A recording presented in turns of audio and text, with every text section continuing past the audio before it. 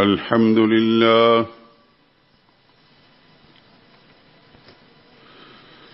الحمد لله وحده والصلاة والسلام على من لا نبي بعده ولا رسول بعده ولا معصوم بعده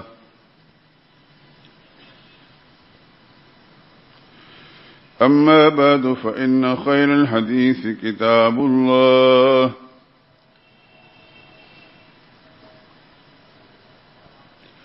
وخير الهدي هدي محمد صلى الله عليه وسلم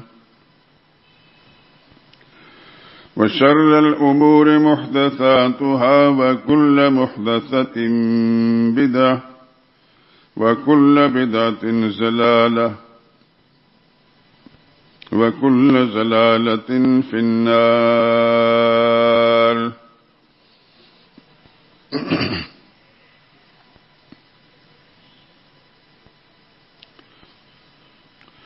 أعوذ بالله من الشيطان الرجيم بسم الله الرحمن الرحيم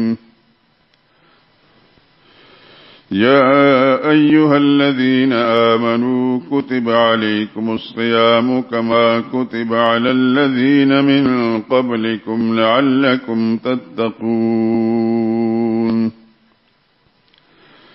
أياما معدودات فمن كان منكم مريضا أو على سفر فعدة من أيام أخر وعلى الذين يطيقونه فدية طعام مسكين فمن تطوع خيرا فهو خير له وأن تصوموا خير لكم إن كنتم تعلمون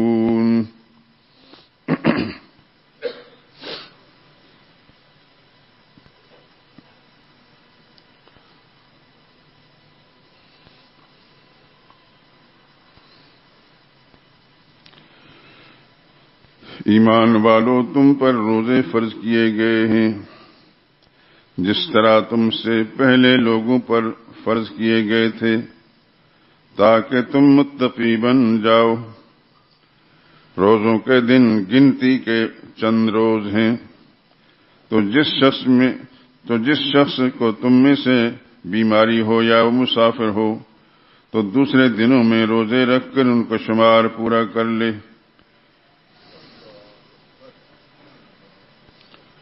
اور جو لوگ روزہ رکھنے کی طاقت و مشکل رکھتے ہیں وہ روزے کے بدلے محتاج کو کھانا کھلا دیں، اور جو کوئی شوق سے نیکی کرے تو اس کے حق میں زیادہ اچھا ہے، اور اگر سمجھو تو روزہ رکھنا ہی تمہارے حق میں بہتر ہے۔ سبحان ربک رب العزت عما یصفون وسلام علی المرسلین والحمد للہ رب العالمین۔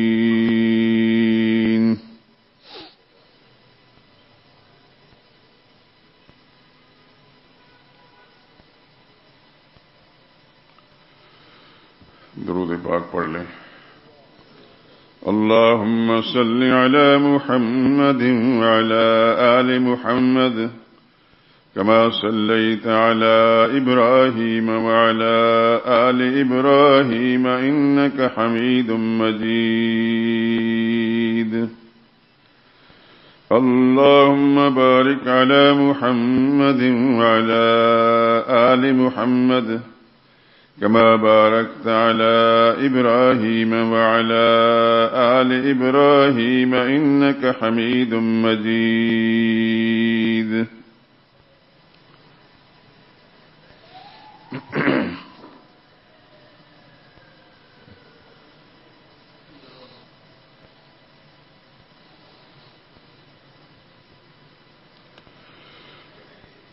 خداوندہ شہنشاہ زمین و آسمان تو ہے، خداوندہ شہنشاہ زمین و آسمان تو ہے شاہد ذرہ ذرہ خالق کون و مکان تو ہے۔ تیرا ہمسر نہیں کوئی، تیرا ثانی نہیں کوئی، ازل سے تا ابد یکتا اکیلا جاویداں تو ہے۔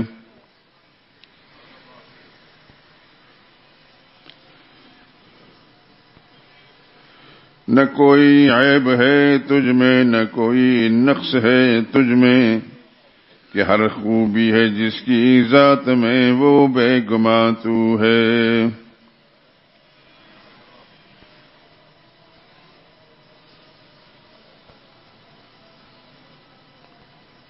یہ کام ہو رہا ہے، ان کو منع کریں جمعہ ختم ہونے تک کسی قسم کوئی کھڑاک نہ ہو اور یہ کوئی مشین نہ چلے۔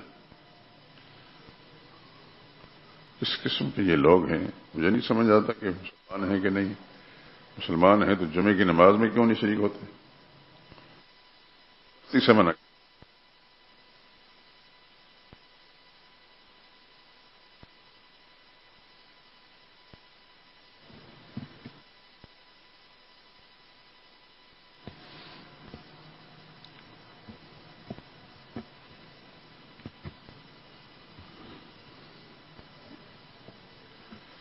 ہر ایک شے آنی و فانی مگر ایک تو ہے لا فانی،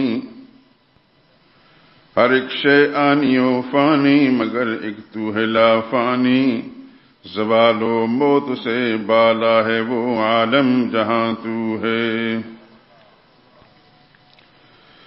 تو سنتا دیکھتا ہے جانتا ہے بات سینے کی،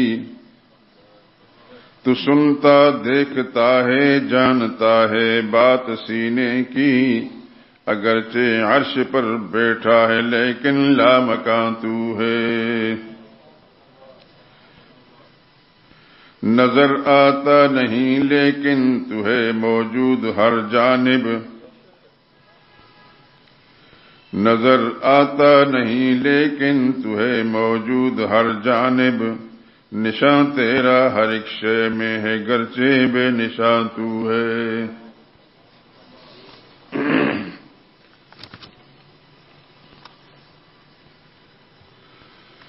ہمارا مالک و آقا، ہمارا والی و مولا، سمندر ہو کہ صحرا ہر جگہ ایک پاسباں تو ہے۔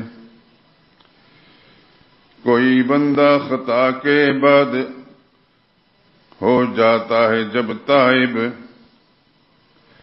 کوئی بندہ خطا کے بعد ہو جاتا ہے جب تائب، اسے تو بخشنے والا ہے اس پر مہرباں تو ہے۔ میرے مولا رفیق بے نوا تجھ کو کہاں ڈھونڈے، یہاں تو ہے وہاں تو ہے عیاں تو ہے نہاں تو ہے۔ خدا بندہ شہنشاہ زمین و آسماں تو ہے، شاہد ذرہ ذرہ خالق کون و مکان تو ہے۔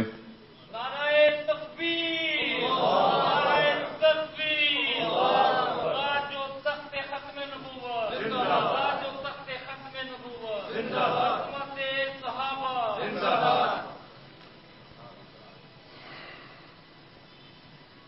بزرگان محترم، برادران عزیز،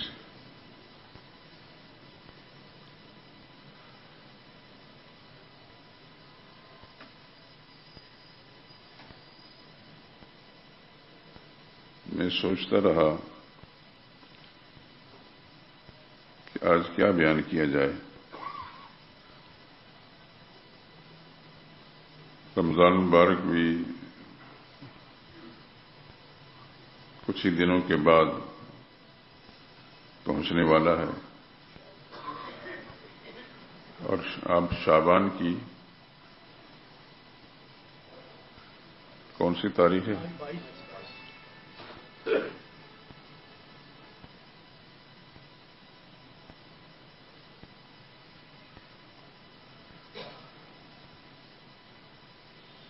چونکہ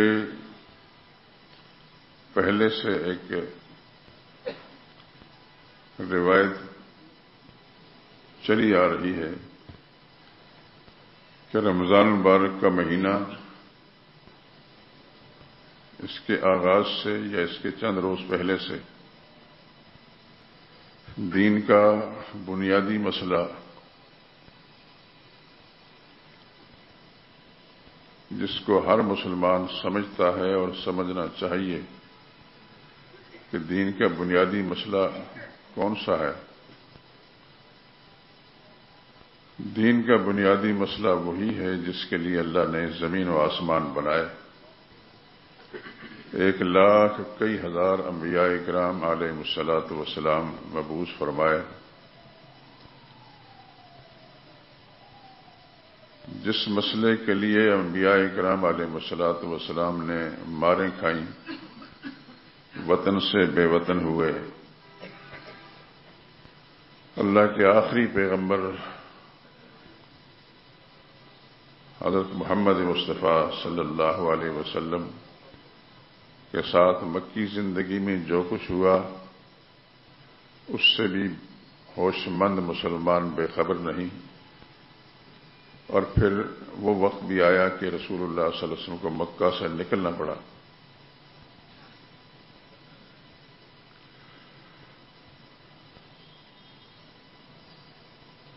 وطن مالوف مکہ معظمہ، وہاں سے رسول اللہ صلی اللہ علیہ وسلم کو نکلنا پڑا۔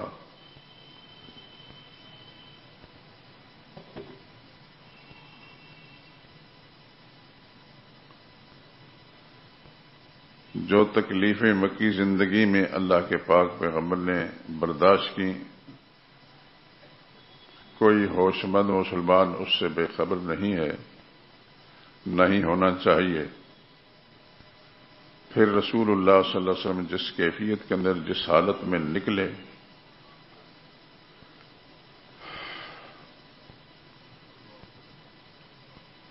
اور 3 راتیں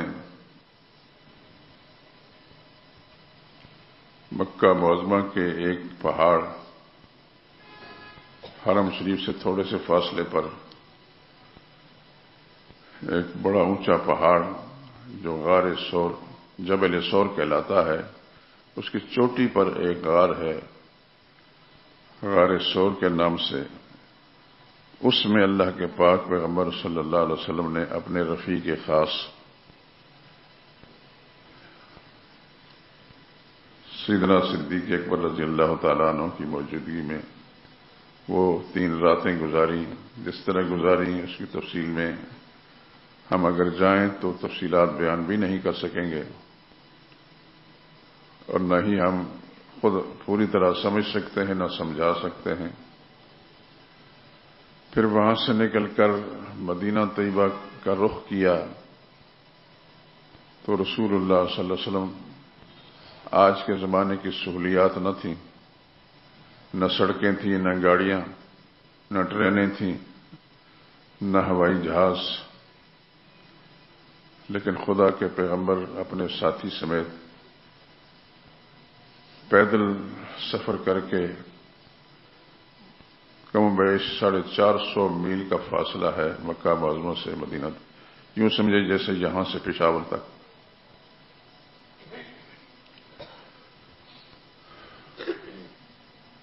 سوچتے ہیں تو پھر عجیب سی کیفیت ہو جاتی ہے دل و دماغ کی۔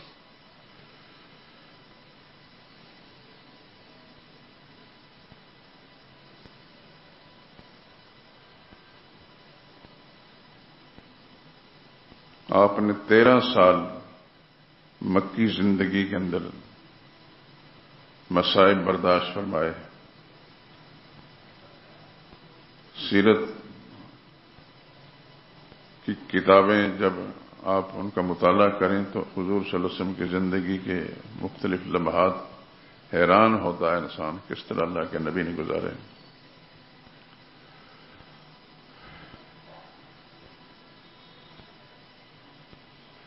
پھر 10 سال مدینہ طیبہ میں، وہ بھی آپ حضرات کے علم میں ہے کہ حضور صلی اللہ علیہ وسلم مدینہ طیبہ پہنچ کر پھر کوئی سال ایسا نہیں گزرا کہ جس میں رسول اللہ صلی اللہ علیہ وسلم کو کفار و مشرکین اسلام اور پیغمبر اسلام کے دشمنوں کے ساتھ نبرد آزما نہ ہونا پڑا ہو۔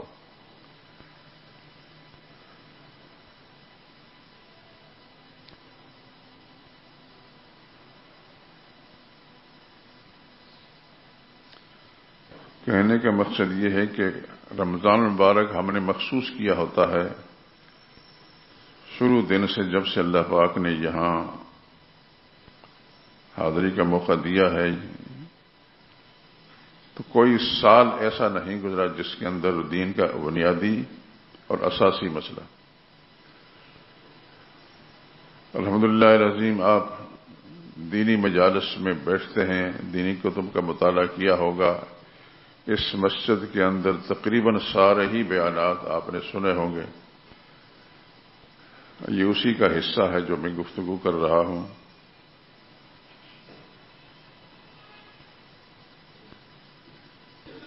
کوئی شخص مسلمان نہیں ہو سکتا جب تک دین کے بنیادی مسئلے کے ساتھ اس کا تعلق نہ ہو۔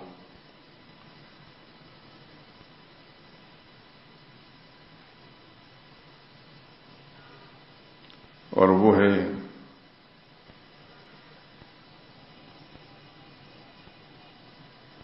لا الہ الا اللہ۔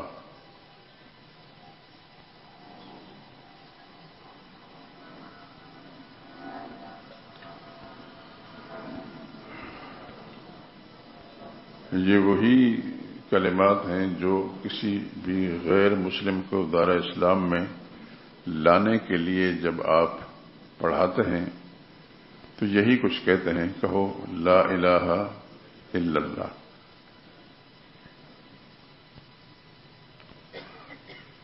اور پھر لا الہ الا اللہ کہتا ہے، پھر آپ اس کو سمجھاتے ہیں کہ لا الہ کا معنی کیا ہے۔ پھر جب اس کو سمجھ میں آتی ہے تو وہ دائرہ اسلام میں آ جاتا ہے۔ باقی ساری باتیں بعد میں ہوتی ہیں، نماز بھی بعد میں ہے، روزے بھی بعد میں ہیں، زکوٰۃ بھی بعد میں ہے، حج بھی بعد میں ہے، لیکن سب سے پہلی بات یہ کلمہ ہے لا الہ الا اللہ۔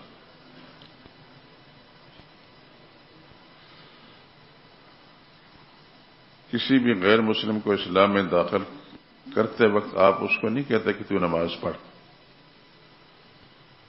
نہ حج اور زکوٰۃ کے لیے اس کو تاکید کرتے ہیں۔ سب سے پہلے اس کو یہی بول لا الہ الا اللہ کے اس کی زبان سے نکلواتے ہیں، اور اس کا معنی مطلب سمجھانا چاہیے۔ اگر نہیں سمجھایا جاتا تو یہ بڑی ناقص بات ہے، تاکہ اس کو پتہ چلے کہ میں منہ سے جو کچھ لفظ بول رہا ہوں اس کا مطلب کیا ہے۔ اس سے پہلے اگر میں غیر مسلم تھا تو اب مسلمان ہوتا ہوں تو کس بنیاد پر ہوتا ہوں، پہلے میں اور اب میں کیا فرق آ جائے گا۔ جب تک یہ بات نہ سمجھائی جائے اس کو یہ کلمے کے بول بلوانے بھی بے معنی ہو جائیں گے۔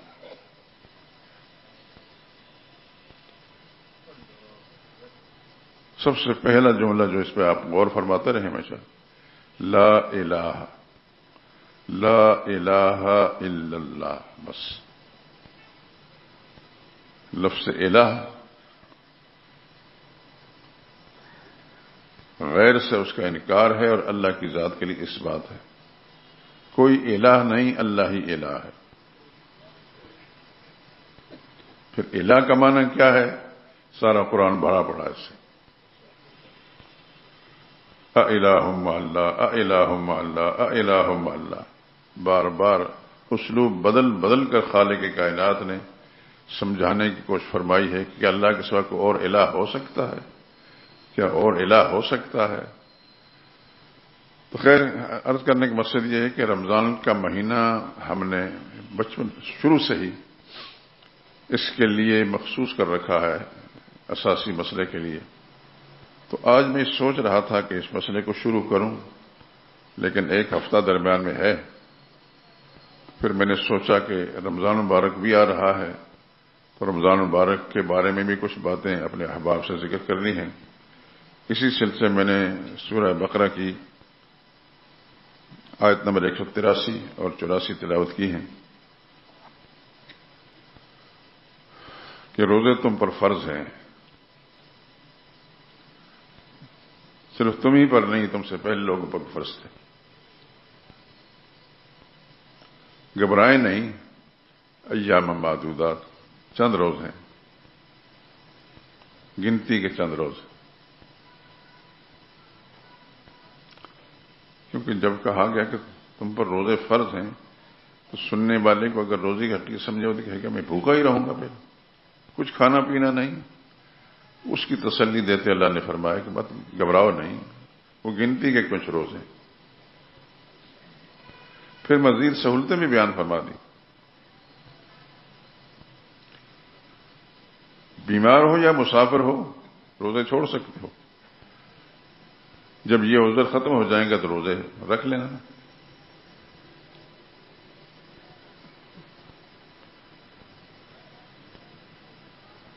اور اگر اتنی کمزوری ہے کسی بیماری کی وجہ سے روزہ رکھ ہی نہیں سکتے تو چھوڑ دیں، اس کا فدیہ دے دیں. فدیۃ طعام مسکین. اس قدر سہولتیں اللہ پاک نے دی. اللہ کی شان پر قربان جائیں. یا اللہ تیری شان پر قربان.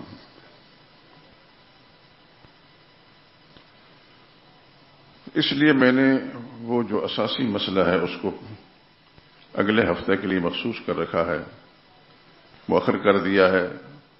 اللہ سے دعا کریں کہ اللہ زندگی دے اتنی تک ہم اس مسئلے کو بیان کر سکیں اور اللہ راضی ہو جائے اور اللہ سننے والوں کے سننے کو قبول فرما لے اور زندگی بھر اس کے مطابق گزارنے کی توفیق دے اور اپنے خاندان اور اپنے گھرانے اپنے ملنے جلنے والوں کی بھی اصلاح کرنے کی توفیق دے.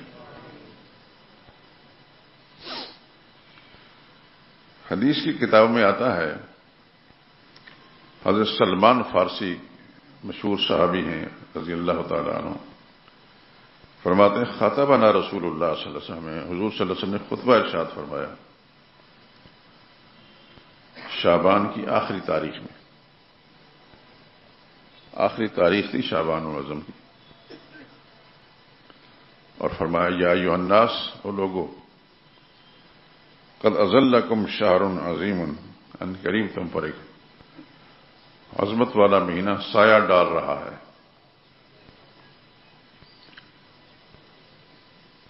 مبارکن، بڑی برکت والا ہے. یہ وہ مہینہ ہے جس میں ایک رات 1000 مہینے سے بہتر ہے.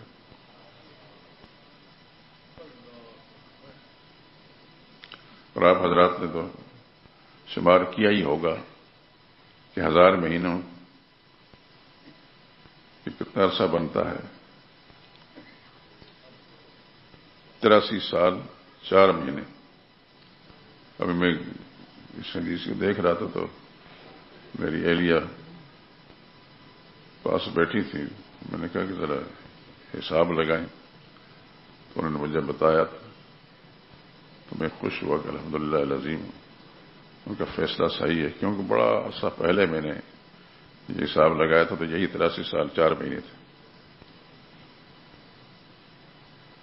ایک رات اس مہینے میں اللہ پاک نے ایسی بنائی ہے میرے لیے، آپ کے لیے، ہر مسلمان کے لیے، کہ اس کی عبادت 83 سال 4 مہینے کی عبادت کے برابر ہے. ایک رات کی بات.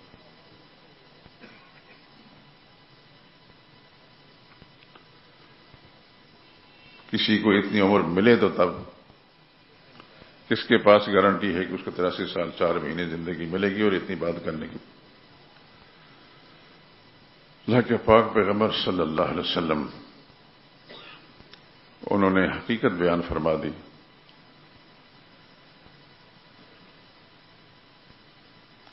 فرمائیے ایسا مہینہ ہے کہ اللہ تعالیٰ نے اس کے روزے فرض کیے ہیں اور اس کی رات عبادت کے لیے بنائی ہے، تراویح.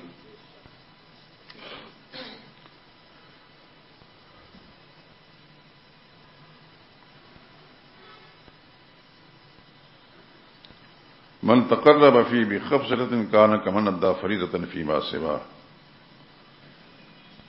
جو ایک نیکی کرے گا اس کے اندر نفلی نیکی اس مہینے میں، تو اس کو اتنا اجر ملے گا جیسے کہ رمضان کے علاوہ اس نے کوئی فرض ادا کیا تو اس کا اجر ملے گا. یعنی رمضان کے مہینے کی برکات ایسی ہیں کہ اس میں ایک نفلی عمل اس کا اتنا بڑا اجر ہے جو دوسرے ایام کے اندر غیر رمضان میں فرض ادا کرنے کا جو اجر ہوتا ہے.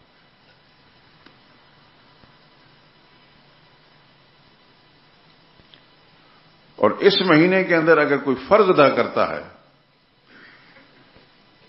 اب جانتے ہیں فرائض کیا ہے؟ تو اللہ کے نبی نے فرمایا کان کمن ادا سبعین فریضۃ فیما سوا، 70 فرضوں کے برابر ہے ایک فرض کا اجر۔ دوسرے مہینوں کے، رمضان کے علاوہ دوسرے مہینوں کے 70 فرض ادا کریں، اتنا اجر تب مل سکتا ہے اس مہینے کے ایک فرض ادا کریں۔ سبحان اللہ۔ یوں سمجھیں کہ اللہ پاک نے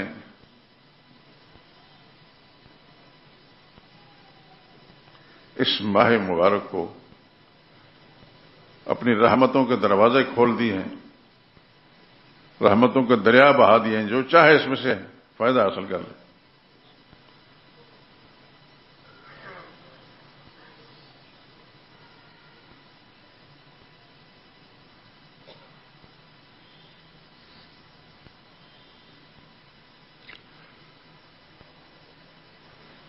حضور نے فرمایا من فطر فیہ صائما کان مغفرۃ لذنوبہ، اس میں اگر کسی روزہ دار کا روزہ افطار کرا لیتا ہے، ایک تو یہ کہ اس کو فائدہ ملتا ہے، اسے گناہوں کی معافی کی شکل بن جاتی ہے۔ وعتق رقبتہ من النار، اور دوسرا یہ کہ اس کی برکت سے اللہ تعالیٰ جہنم کی آگ سے اس کی گردن کو آزاد کر دیتے ہیں۔ وکان لہ مثل اجرہ من غیر ان ینقص من اجرہ شیء،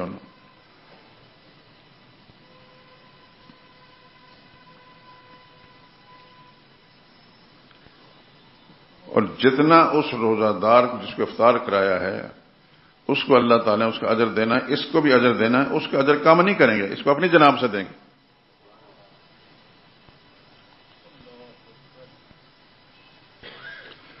ایک صحابی نے عرض کیا یا رسول اللہ، ہم میں سے ہر شخص کے پاس اتنے وسائل تو ہوتے نہیں کہ ہم روزہ داروں کے روزہ افطار کرا سکیں۔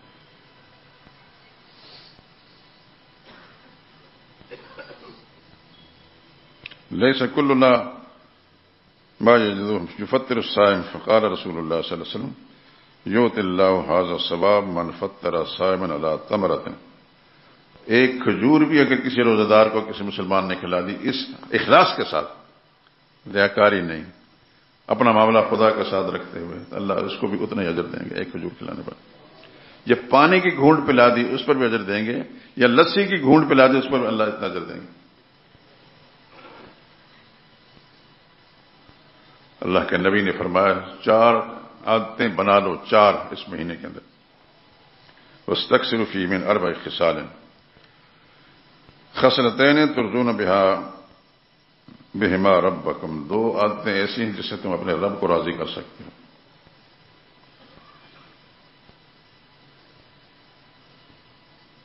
اور وہ کیا ہے؟ کثرت سے کلمہ شہادت،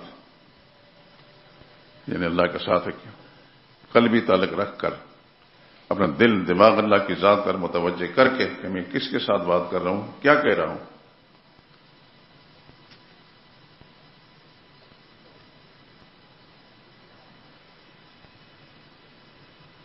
ایک تو کلمہ شہادت، دوسرا استغفار۔ استغفار،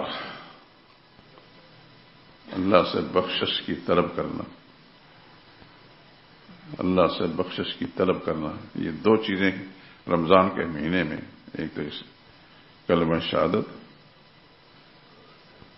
کلمہ شہادت کیا ہے؟ وہ اللہ تعالیٰ کی عظمت و کبریائی ہے، اس کی وحدانیت کا ایک مسئلہ ہے۔ بار بار اپنی زبان سے اشہد اللہ الہ الا اللہ جب کہیں گے تو وہ اللہ کو بتا رہے ہیں کہ یا اللہ ہم تجھے واحد لا شریک سمجھتے، تیرے سوا کسی اور کو شریک نہیں۔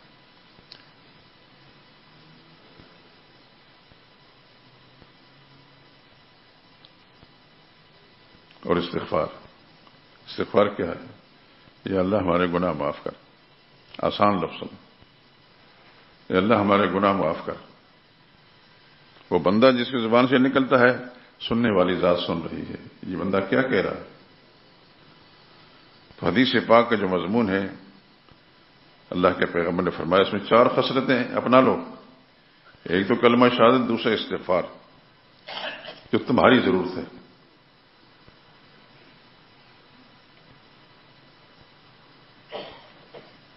اور وہ یہ فَتَسْأَلُونَ اللَّهَ الْجَنَّةَ وَتَعُوذُونَ بِهِ مِنَ النَّارِ، اللہ سے جنت کا سوال کرو اور آگ سے بچنے کا سوال کرو. جس سے میں نے عرض کیا نا کہ اللہ تعالیٰ نے اس ماہ مبارک کو اپنی رحمتوں کے دروازے کھول دیے ہیں سب کے لیے. جو چاہو لے لو، شرط یہ ہے کہ طالب صحیح ہو، غافل نہ ہو. تو پھر اللہ تعالیٰ کی رحمت، وہ فارسی کا ایک محاورہ ہے، رحمت حق بہانہ میں جویت.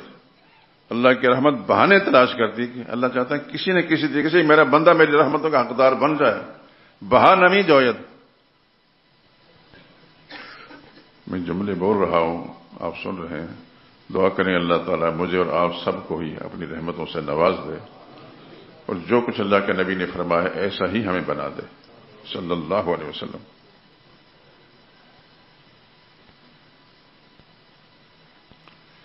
ایک اور حدیث کا مضمون ہے رسول اللہ صلی اللہ علیہ وسلم. ایک صحابی ہیں حضرت کعب بن عجرہ رضی اللہ تعالیٰ عنہ.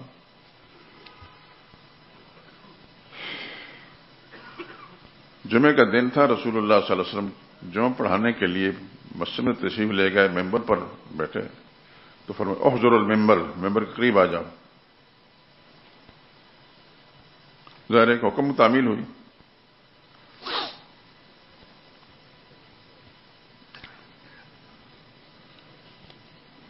رسول اللہ صلی اللہ علیہ وسلم نے خطبہ ارشاد فرمایا، لیکن خطبہ ارشاد فرمانے سے پہلے ممبر پر چڑھتے وقت رسول اللہ صلی اللہ علیہ وسلم پہلے سیڑھی پر قدم رکھا تو ارشاد فرمایا آمین. دوسری سیڑھی پر قدم رکھتے ہوئے فرمایا آمین. تیسری پر بھی آمین فرمایا اور خطبہ ارشاد فرما دیا. اس آمین کے بارے میں حضور نے کچھ نہیں فرمایا. جب رسول اللہ صلی اللہ علیہ وسلم خطبے سے فارغ ہوئے، نماز سے فارغ ہوئے، تو ہم نے عرض کیا یا رسول اللہ آج ہم نے ایسی چیز آپ سے سنی ہے جو سمجھ میں نہیں آئی.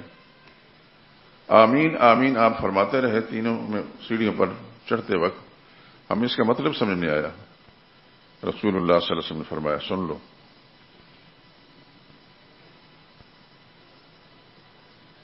میں نے پہلی سیڑھی پر جب قدم رکھا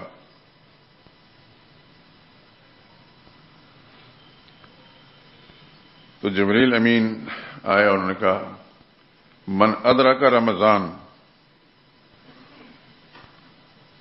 فلم یغفر لہ، اس پر خدا کی لعنت. جس کو رمضان کا مہینہ مل گیا اور پھر بھی اس کی بخشش نہیں، اس پر خدا کی لعنت ہو. تو حضور نے فرمایا آمین. اللہ اکبر اللہ اکبر. ایک فرشتے کی بددعائی کیا اس کی سنگینی کتنی ہو کہ اللہ کے پیغمبر نے، امام الانبیاء نے اس پر آمین فرما دی. فرماتا فلما رقیت الثانیہ، جب دوسری سیڑھی پر میں چڑھ رہا تھا، قال بعد من ذکرت عنده فلم يصلی علیک، تو جبریل امین کے اللہ فرمانے لگے اے اللہ کے پاک پیغمبر، جس شخص کے سامنے آپ کا تذکرہ ہو، آپ کا ذکر وہ سنیں، آپ کا نام وہ سنیں،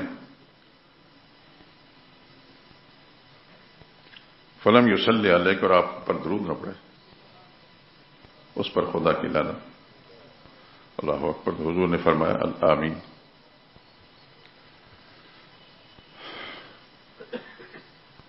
تیسری سیڑھی پر جب میں قدم رکھ رہا تھا تو جبریل امین نے فرمایا بعد من ادرک ابویہ الکبر، برباد ہو جائے وہ شخص جس کو اپنے ماں باپ بڑھاپے میں ملیں، واحد یا دونوں، فلم یدخلہ الجنہ، اور پھر ان کی خدمت کر کے وہ ان سے جنت نہ لے لے، وہ اس کو جنت میں داخل کرے، اس پر خدا کی پھٹکار پڑے. یہ حدیث بڑی حیران کن ہے.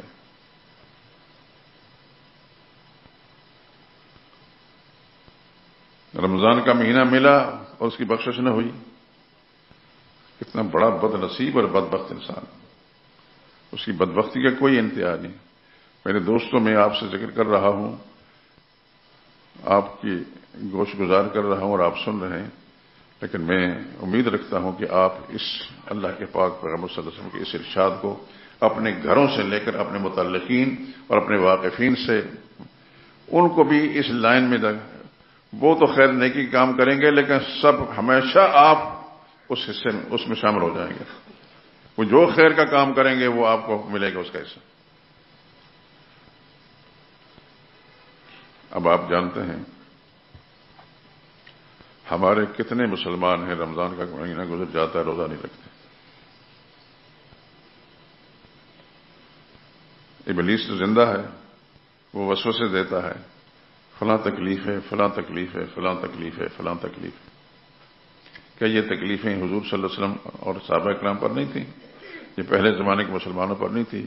یہ ہمارے آباء و اجداد جو بڑے تھے تو طرح طرح کے عوارضات کا شکار ہونے کے باوجود رمضان کا روزہ نہیں چھوڑا. اب اچھا بھلا ایک آدمی ہے، کاروبار بھی کرتا ہے، لیکن کبھی کچھ بہانا ہے، کبھی کچھ. اس کو بی پی کی تکلیف ہے، جس کو فلاں تکلیف ہے، کس کو تکلیف نہیں.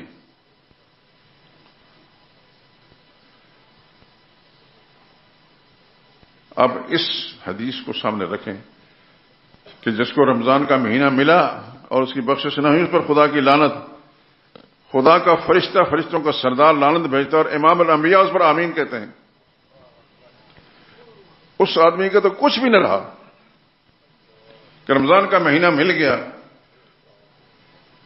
اور اس کی بخشش نہ ہوئی، مغفرت نہ ہوئی. کیا جبریل امین کی بددعا اور پھر رسول امین کی آمین، یہ دونوں چیزیں مل کر کس قدر سنگین بن جاتی ہیں. میرے دوستو، میں عرض کر رہا ہوں، آپ سن رہے ہیں. مجھے اللہ کی رحمت سے امید ہے کہ آپ سب رمضان مبارک کا جو احترام ہے وہ کرتے ہوں گے، اس کی جو ذمہ داریاں پوری کرتے ہوں گے. لیکن اس کے ساتھ ساتھ یہ بھی اپنے دل و دماغ میں سوچیں کہ میرے متعلقین میں سے، میرے گھر کے لوگوں میں سے، میری اولاد میں سے، میرے بہن بھائیوں میں سے، میرے دوستوں یاروں میں سے، میرے نوکروں ملازموں میں سے اس پر کوئی عمل کرتا ہے؟ دیکھیں، آپ کاروباری لوگ ہیں، کاروباری مارکیٹ سے اٹھ کر آئے ہیں. آپ کے نوکر ملازم جو ہیں ان پر کبھی غور کیا کہ وہ روزہ رکھتے ہیں؟ بہانے بہانے سے روزہ چھوڑ دیتے ہیں. ساری زندگی پھر رمضان کے مہینے کا جو اجر ہے زندگی بھر انسان کو اجر نہیں مل سکتا اگر اسے معلوم ہو گیا. لیکن جو گھر کے بڑے ہیں، کاروبار کے ادارے کے بڑے ہیں، ان کی بھی کوئی ذمہ داری ہے کہ ان کے ادارے کے اندر بیٹھ کر ایک نوجوان لڑکا روزہ نہیں رکھتا، وہ نحوست وہ جو بے برکتی اس کے اس غلط عمل کی وجہ سے اس کاروباری ادارے میں آ رہی ہے، اس سے وہ کاروباری ادارہ متاثر ہوتا ہے. مت کوئی سمجھے کہ میرا نوکر ملازم بڑی مستعدی کے ساتھ کام کرتا ہے چاہے روزہ رکھے یا نہ رکھے. ایسی بات نہیں. اپنے گھروں کو بے برکتیوں سے بچائیں. آپ کی اولاد آپ کے ماتحت ہے، آپ کی خواتین آپ کے ماتحت ہیں. ماں باپ اگر ہیں اور روزہ رکھ سکتے ہیں تو ادب کے ساتھ، احترام کے ساتھ ان کو یہ سب بات سمجھائیں. حدیث کے اندر آتا ہے کہ بوڑھے ماں باپ چاہے وہ کافر کیوں نہ ہو، ان کے ساتھ بات ادب کے ساتھ کرنی، لیکن اپنی طور پر کوششیں جاری رکھنی. ان کے لیے اللہ سے دعائیں بھی مانگیں کہ اللہ ان کو ہدایت دے دے. بدتمیزی نہیں کرنی ماں باپ کے ساتھ. جو مسلمان ہیں تو ظاہر قسمت، لیکن اگر کافر غیر مسلم ہیں تو ان کے ساتھ بھی بدتمیزی نہیں کرنی. قرآن حکیم کے اندر آتا ہے سورہ لقمان میں، وَإِن جَاهَدَاكَ عَلَىٰ أَن تُشْرِكَ بِي مَا لَيْسَ لَكَ بِهِ عِلْمٌ فَلَا تُطِعْهُمَا. اگر تیرے ماں باپ تجھے مجبور کرتے ہیں کہ تو شرک کر، تو یہ بات ان کی نہیں ماننی. لیکن اگلا جملہ وَصَاحِبْهُمَا فِي الدُّنْيَا مَعْرُوفًا، دنیاوی لحاظ سے ان کے ساتھ حسن سلوکی کرنا. اللہ تیری شان پر قربان جائیں کہ ماں باپ کا اجر اور ان کا رتبہ کس طرح بیان کیا ہے کہ شرک کی تلقین کرتے ہیں تو یہ بات نہیں ماننی، باقی ہر بات ان کی ماننی. ایک صحابی نے رسول اللہ صلی اللہ علیہ وسلم سے پوچھا، یا رسول اللہ میں جہاد پر جانا چاہتا ہوں. قرینے سے حضور صلی اللہ علیہ وسلم کو معلوم تھا کہ اس کی ماں زندہ ہے اور اس کی خدمت گزار کوئی نہیں. رسول اللہ نے فرمایا تیری ماں زندہ ہے؟ نے عرض کیا یا رسول اللہ ہاں. فرمایا کہ کوئی خدمت گار تمہارے سوا کوئی نہیں.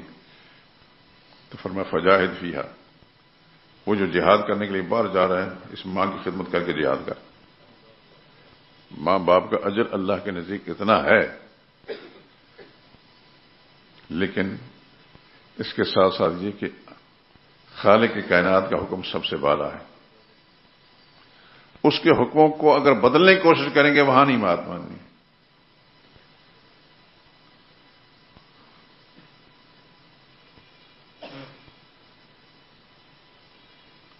تو عرض کر رہا تھا کہ حضور صلی اللہ علیہ وسلم کے اس ارشاد میں جو اس ممبر پر چڑھتے وقت 3 دفعہ آمین آمین فرمایا، جس کو رمضان کا مہینہ مل گیا اور پھر بھی بخشش نہ ہوئی، اس پر خدا کی پھٹکار، کس قدر خوفناک بات ہے.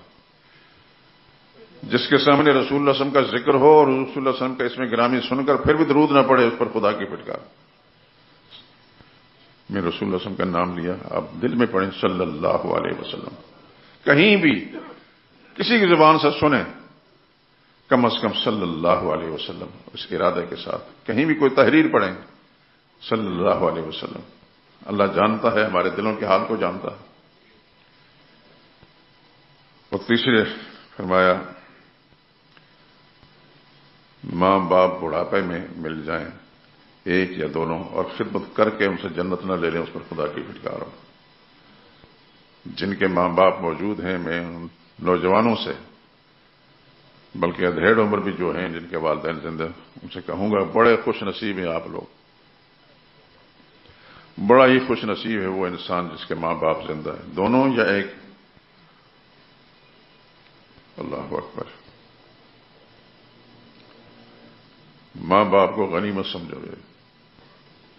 جس کے ماں باپ نہیں ہیں اس سے پوچھیں.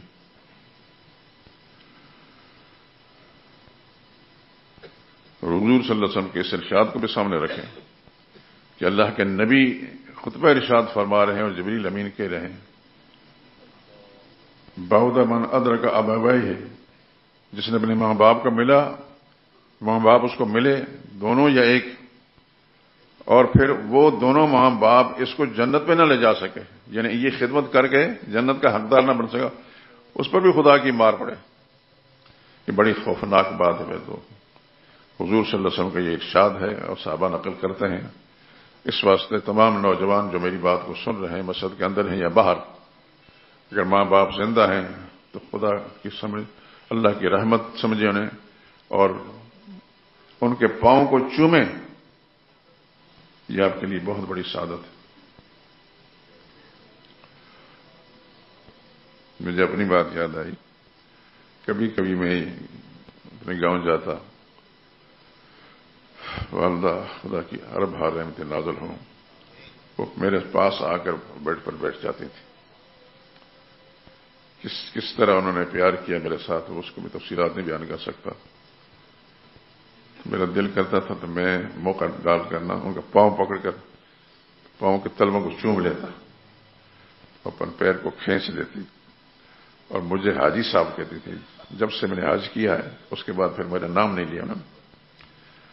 حاجی صاحب ایسا نہ کریں. ہم اماں کہتے تھے. اماں مجھے کچھ سعادت نہیں نصیب ہونا چاہیے. بہرحال کہنے کا مقصد یہ ہے کہ جن کے ماں باپ زندہ ہیں وہ بڑے خوش نصیب ہیں. اس سے فائدہ اٹھا لیں. یہ نہیں ہوں گے تو پھر پتہ چلے گا. اس سے فائدہ اٹھا لیں. تمام نوجوان، تمام ادھیڑ عمر دوست جن کے والدین زندہ ہیں، دونوں یا ایک. ہاں البتہ ایک بات اور ذکر کر دیتا ہوں کہ اگر خدا نخواستہ وہ دین سے ذرا محروم ہیں، بعض لوگوں نے زندگی ایسی گزاری ہوتی ہے کہ ان کے ماں باپ نے ان کو دینی داری پر نہیں لگایا ہوتا، تو پھر ان کی خدمت اس انداز سے کریں کہ آہستہ آہستہ وہ دین کی طرف آ جائیں. میں نے بتایا تھا کہ ایک نوجوان مجھے یہاں ملا باہر، یہیں کا بیرون روڈ کا تھا، بڑا خوبصورت نوجوان، بڑا عرصے سے اس کو میں دیکھ نہیں رہا، اللہ جانے کہاں ہے. اسی مجلس میں بیٹھ کر اس نے داڑھی رکھی تھی.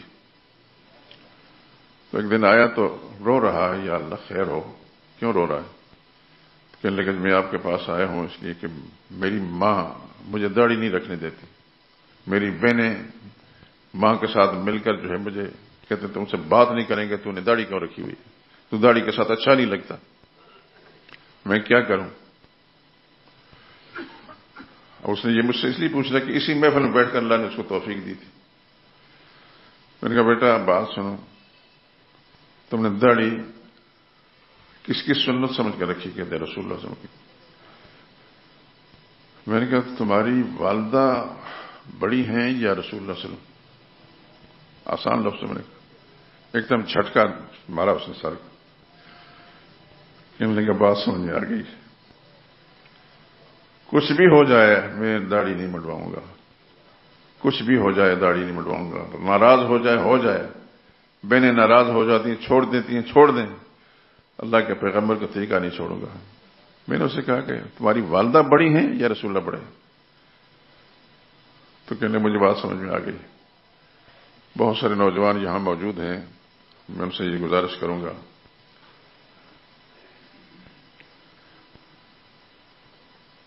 میں قسم خدا کی اٹھا کر کہتا ہوں، قرآن کریم پر میرا ہاتھ ہے، آپ سب لوگوں سے بھی مجھے محبت ہے، لیکن دین سے جو محرومی کا راستہ ہے اس کو دیکھ کر مجھے تکلیف ہوتی ہے۔ میں اپنے آپ کو ملامت کرتا ہوں، شاید میں بات سمجھا نہیں سکا، میں آپ حضرات تک بات پہنچا نہیں سکا۔ میں سب دوستوں سے درخواست کرتا ہوں کہ اللہ کے پاک پیغمبر کی مبارک سنت جو نہ چھوڑیں۔ اللہ آپ کو عمل کی توفیق نصیب فرمایا، اللہ اس کی برکتیں نصیب فرمایا۔ آپ خود جب یہ اس سنت پر عمل کریں گے تو پھر آپ کی نسلوں کے اندر اللہ پاک ہدایت کے سلسلے جاری رکھیں گے۔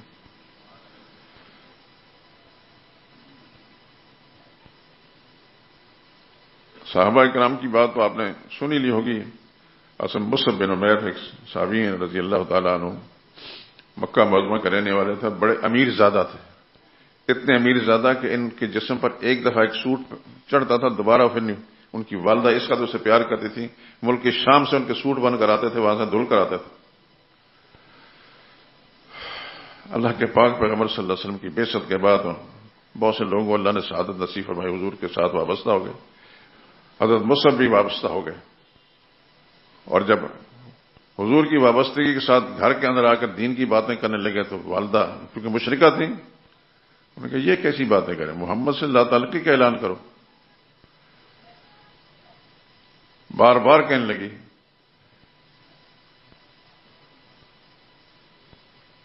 اس حد تک کہ میں کھانا نہیں کھاؤں گی، میں یہ نہیں کروں گی، میں وہ نہیں کروں گی، وہ نہیں کروں گی، مر جاؤں گی، کھانا نہیں کھاؤں گی اگر تم محمد کے اللہ تعالی کا اعلان نہیں کرو گے۔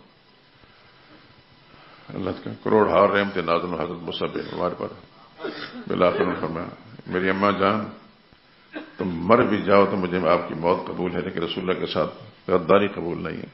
نعرہ تکبیر، عظمت صحابہ، وہ ماں ان کے ساتھ اس قدر محبت کرتی تھی، ان کے لیے وہ چیزیں لاتی تھی جس کا ہم اس وقت تصور نہیں کر سکے۔ 1500 سال کے بعد مصعب بن عمیر کو جو خوشبو پہ لگائی جاتی تھی، ماں لگاتی تھی، تو وہ مکہ کی گلیوں میں گزر جاتے تھے، نظر نہیں آتے تھے گزرتے، لیکن گلیاں جو ہیں بہ کری ہوتی تھی، لوگ کہتے تھے کہ یہاں سے مصعب گزرا ہے۔ ماں اس انداز سے ان سے پیار کرتی تھی، ان کے لیے یہ سہولتیں دیتی تھی، لیکن جب ایمان دل میں بیٹھ گیا تو انہوں صاف لگا آپ کی موت مجھے قبول ہے لیکن رسول اللہ سے غداری قبول نہیں ہے۔ انہی کو رسول اللہ صلی اللہ علیہ وسلم مدینہ طیبہ میں پھر وہاں کے جو نئے مسلمان ہیں ان کو سبق پڑھانے کے لیے، ان کو دین سکھانے کے لیے بھیجا تھا۔ پھر میں کہوں گا نوجوانوں سے، کچھ مجھے نظر آ بھی رہے ہیں، اللہ تعالیٰ آپ کو توفیق دے، لمبی زندگی صحت والی دے، اور اللہ تعالیٰ آپ کو توفیق دے کہ آپ اپنے حلیہ محمد مصطفیٰ صلی اللہ علیہ وسلم کے سنت کے مطابق بنا لیں، تو آپ خود محسوس کریں گے، خود محسوس کریں، تنہائیوں میں بیٹھ کے محسوس کریں گے کہ آپ کو کس قدر اللہ تعالیٰ سکون نصیب کرتے ہیں، اور آپ کا یہ طریقہ کار آنے والی نسلوں کے لیے ہدایت کا ذریعہ بن جائے گا، آپ کے چھوٹے بہن بھائیوں کے لیے، اپنے عزیزوں کے لیے، محلے داروں کے لیے بن جائے گا۔ لیکن کوشش یہ کریں کہ آپ کا حلیہ محمد مصطفیٰ صلی اللہ علیہ وسلم کی سنت کے مطابق، آپ کے طریقے مطابق۔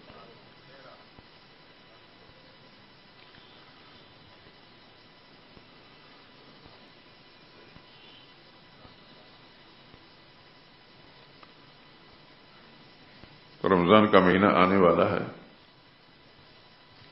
چند ہی دنوں کے بعد انشاءاللہ آپ کو رمضان نصیب ہوگا. اللہ پورا رمضان آپ کو نصیب کرے اور پورے رمضان کی برکتیں بھی آپ کو نصیب کرے. میرے لیے بھی دعا کریں کہ اللہ تعالیٰ مجھے بھی اپنی رحمتوں کے ساتھ رمضان کی برکات سے نواز دے. ہمارا سارا حلقہ جتنا بھی ہے یہاں کے نمازیوں کا ہے، دور یا نزدیک جہاں کہیں بھی ہے، یا اللہ ان سب کو اپنی رحمتوں کے ساتھ نواز دے. لیکن کوشش یہ کریں کہ رمضان کا مہینہ نہ خود نہ آپ کے متعلقین میں سے، دوستوں یاروں میں سے، رشتہ داروں میں سے رمضان کے احکام جو ہیں، رمضان کی برکات، اس کے اندر کسی قسم کو ایسی حرکت کریں جو رمضان کی توہین کا سبب بنے، اور پھر اس بددعا کے اندر شامل ہو جائیں جو خدا کے فرشتے نے کہا کہ جس کو رمضان کا مہینہ ملا اور پھر بھی اس کی بخشش نہ ہوئی وہ جنت میں نہیں جا سکے، اس میں خدا کی لعنت ہو. تو اللہ کے نبی فرماتے ہیں آمین. اس سے زیادہ سنگین بات اور کوئی بھی نہیں ہو سکتی ہے. فرشتوں کا سردار بددعا کر رہا ہے اور نبیوں کا سردار آمین فرما رہے ہیں، اس سے زیادہ اور بات کیا ہو سکتی ہے. اس لیے رمضان آ رہا ہے، اللہ سے دعا بھی کریں تنہائیوں کے اندر، یا اللہ رمضان کی جو مقدس گھڑیاں ہیں ہمیں نصیب فرما، اور ان کے اندر یا اللہ جو کچھ تیری رضا کا کام ہے ہمیں کرنے کی توفیق عطا فرما. ہمارے متعلقین میں سے ہمارے جتنے بھی دوست احباب ہیں، عزیز رشتہ دار ہیں، یا اللہ ان کو بھی رمضان مبارک کی برکتوں سے نواز دے. تو انشاءاللہ آپ کوشش کریں گے تو میرا رب اللہ کا وعدہ ہے اجیب دعوت الداع اذا دعان. دعا کرنے والا جب مجھ سے دعا کرتا ہے تو میں وعدہ کرتا ہوں کہ اس دعا کو قبول کروں گا. میں وَلَن يُخْلِفَ اللَّهُ وعدہ، اللہ اپنے وعدے کے خلاف نہیں کرتا.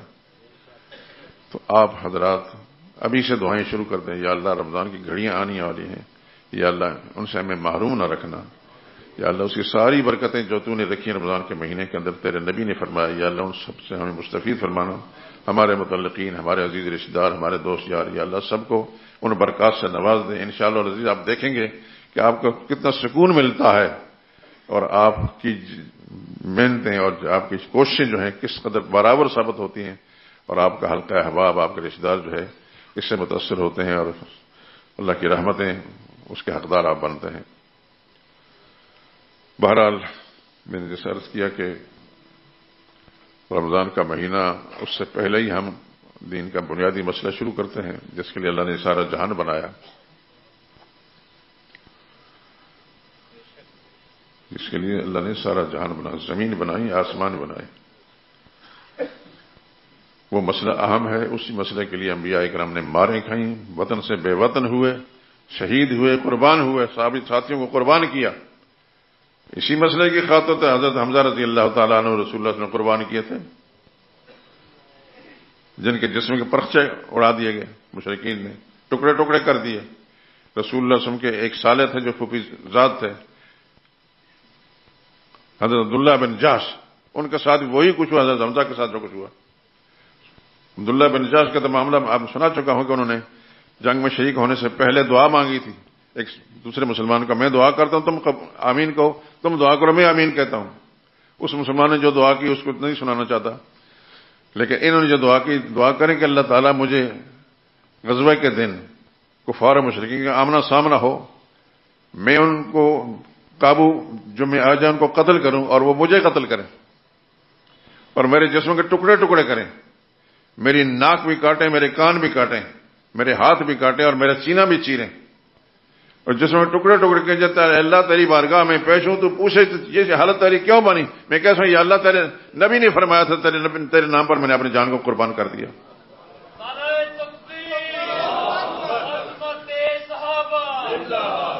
صحابہ کرام نے ایسا کیا ہے میرے دوستوں، جن کے ہم نام لیبا ہیں، ایسا کیا ہے.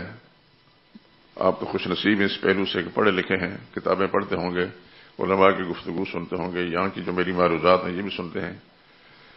اگر میری زندگی رہی تو میں اور بہت کچھ آپ کو سناؤں گا انشاءاللہ العزیز. بہرحال دعا کرتے ہیں اللہ تعالیٰ سے کہ اللہ پاک رمضان کے اس مہینے کو جو آنے والا ہے اس کی ساری برکتیں اللہ ہم سب کو نواز دے، اور کوئی ایسا عمل ہم سے سرزد نہ ہو جو اللہ تعالیٰ تیری ناراضگی کا سبب بنے اور رمضان کی بے برکتی کا سبب بنے. اور اس کے بعد پھر جو اگلا جمعہ ہے اس سے اللہ تعالیٰ توفیق دیں کہ ہم دین کا بنیادی مسئلہ جو ہے بیان کر سکیں. اور یہ آپ دیکھ رہے ہیں آپ کی یہ مسجد جس میں آپ نماز پڑھ رہے ہیں، اس کا خوبصورت نقشہ آپ نماز پڑھنے کے بعد ایک کیلنڈر لے لیں، اس میں سیر افطار کا ہر سال ہم چھاپتے ہیں، اللہ کی توفیق سے یہ لے جائیں، اگر دوست احباب کو ضرورت ہے تو وہاں بھی۔ واخر دعوانا الحمدللہ رب العالمین۔